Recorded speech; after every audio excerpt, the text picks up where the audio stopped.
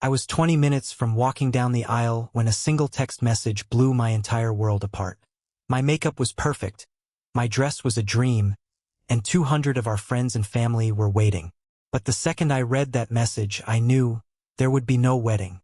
This isn't just the story of how I found out my fiancé was a liar on my wedding day.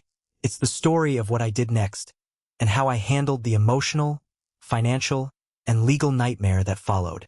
To really get the shock of it all, you have to understand our story. I met Michael 5 years ago.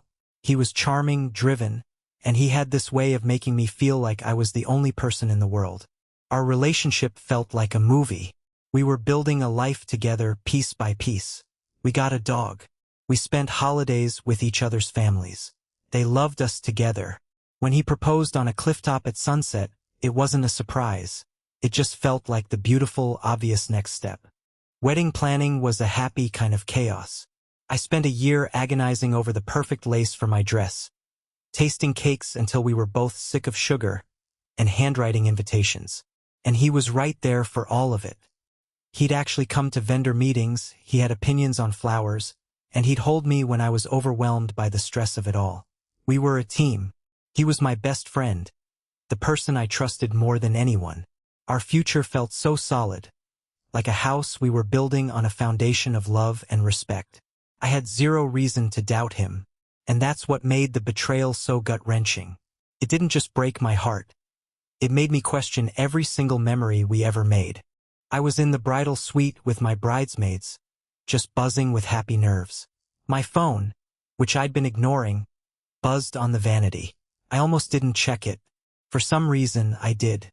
It was a number I didn't recognize. The message read, "I don't know if you'll see this in time, but I can't let you marry him. He has been living with me for the past 2 years. This isn't a fling. This is his other life." And then there were the photos. Photos of them on vacation together, celebrating holidays I thought he'd spent on work trips. Photos of them in an apartment I didn't even know existed with our dog. My dog, asleep on their couch. The air just vanished from my lungs. The room started to spin. You know that specific kind of shock where everything goes quiet and you feel like you're watching yourself from outside your own body? That was it. My maid of honor saw my face and ran over. I couldn't speak. I just handed her the phone. I watched the color drain from her face as she read it, and then the chaos started. But for me, in that one moment, there was just this cold, terrifying clarity. It was all a lie.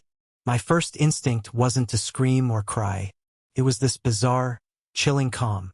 I looked at my maid of honor and said, "Get my father, and get Michael. Now." I didn't want to see his groomsmen, I didn't want to see his family. Just him. When he walked into the suite, he was beaming, thinking he was about to have a sweet, private moment with his bride. That smile died the second he saw my face. I just held up the phone. I didn't have to say a thing. He saw the pictures and he just crumbled. There was no big defense. No paschenit denial. He just kept sputtering, "I can explain." But how do you explain that? A 2-year relationship? A completely separate life? He tried to say it was complicated, that he loved me, that he didn't know how to end it with her. But the words were just noise. Meaningless. I looked at this man I was about to promise my life to and felt absolutely nothing but disgust. I wasn't just heartbroken. I felt like a complete fool.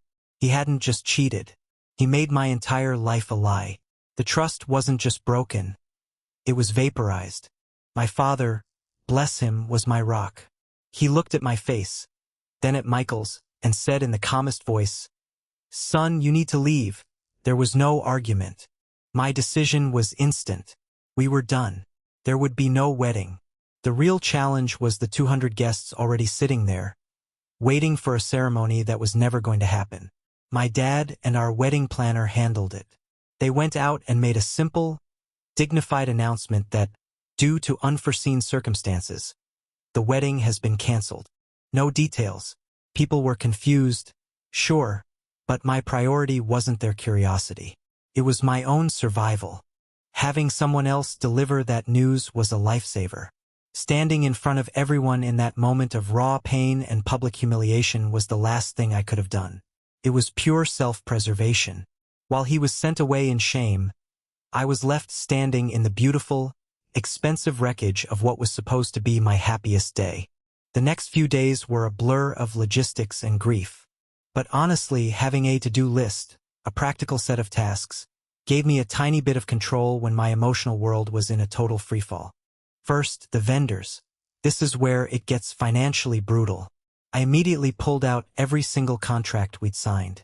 Most have cancellation clauses, and when you cancel at the last minute, you're pretty much guaranteed to lose your deposits. You might even be on the hook for the full balance. I called everyone, the venue, the caterer, the photographer, the band. I was direct. I just said the wedding was canceled due to personal circumstances. Some were incredibly compassionate. Our florist hadn't made the big arrangements yet and agreed not to charge us the final balance. The photographer was amazing and offered to credit our deposit toward future family photos for my sister. But the venue and caterer? That was a different story. We lost the entire amount, a 5-figure sum. It was a vicious financial hit on top of everything else. Painful lesson learned. Always know whose name is on that contract. If it's both of you, you're likely both liable. Next up, telling the guests properly. We followed up the announcement with a simple, printed card. We regret to inform you that the wedding of my name and his name has been canceled. We apologize for any inconvenience. That's it. You owe no one the details of your heartbreak. And then the gifts. Proper etiquette says you return everything. This part was torture, writing thank you notes for gifts for a future that wasn't happening, and explaining that the gift was being sent back. Canceling the wedding was just the beginning. The truly hard part was untangling the life we'd built together. First, money. We had a joint savings account for the wedding and a shared credit card. The minute I felt clear-headed enough, I was at the bank. I closed the joint account, had the funds split, and took him off my credit cards as an authorized user. It's even messier if you live together, which we did. I had to deal with him moving out, dividing our stuff, and figuring out what to do about our lease. Then there's the ring. So, legally, in a lot of places, an engagement ring is a conditional gift. It's given on the condition that you actually get married. If the wedding's off, the person who gave it usually gets it back. I didn't want it. It wasn't a symbol of love anymore. It was a symbol of a lie. I gave it back without a second thought. These aren't just chores. Every account you close, every item you sort through, is a small act of taking your power back. It's you closing a chapter. The logistical chaos eventually quiets down. What's left is the emotional wreckage. There's actually a name for what I went through: betrayal trauma. It's a special kind of pain that hits when someone you depend on for safety and security shatters your trust. It's what causes the crushing anxiety, the thoughts you can't get out of your head, and this deep-seated fear of trusting anyone, including yourself. Healing is not a straight line. It's messy. The first thing I had to do was just let myself feel everything. The rage, the grief for the future I lost, the humiliation.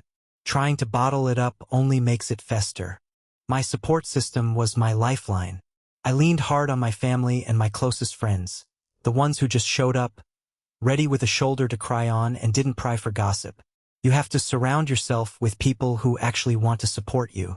I also went full no contact with him. No texts, no calls, no social media. Protecting my own peace was completely non-negotiable. A few months later, I started seeing a therapist who specializes in trauma. It was one of the best decisions I ever made. She gave me the tools to process it all and to finally understand that his actions were about his character, not a reflection of my worth. It helped me stop asking, "What did I do wrong?" and start believing that I deserve honesty and respect.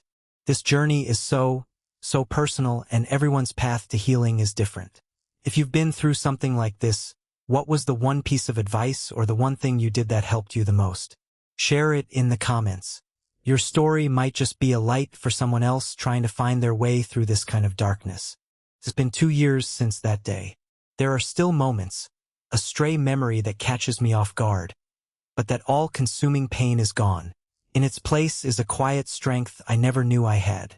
Calling off my wedding was the single most painful decision of my life, but it was also the most powerful. I chose myself. I chose honesty over a beautiful lie. I learned that you can build the most perfect-looking life on a foundation of secrets, but it will always, always crumble.